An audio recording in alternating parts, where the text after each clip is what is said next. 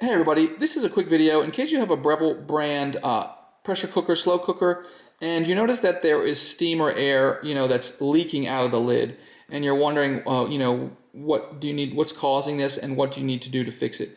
And so there's really two main reasons, or let's say three main reasons why this is going to happen.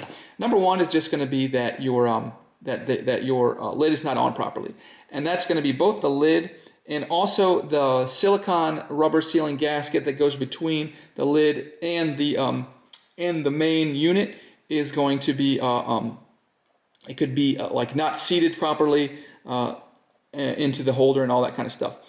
The next thing is that there could be some kind of damage to the lid that could also be allowing it to leak.